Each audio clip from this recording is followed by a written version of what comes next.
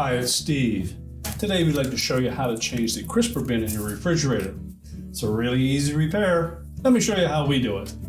So we'll begin by opening up the refrigerator and remove any items that are currently in your bin if it's still intact. Pull it all the way out of the crisper frame and discard it. Typically what happens, these will break up in the corners. That's usually from overloading them or not pulling them completely out and allowing them to set down. So we'll discard the old one. Remove the protective film from the new one.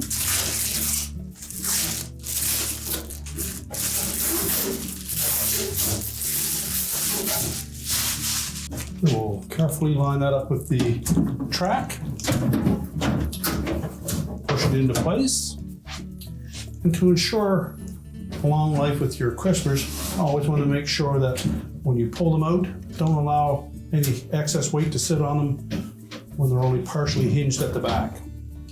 Allow them to go in far enough that they will actually sit on the shelf below them, rather than pulling them out and allow them simply to rest on those side rails. Wash them in lukewarm water. Allow them to climatize before you wash them. Make sure that you push them firmly back into place before you close your refrigerator door. So we can close our refrigerator up,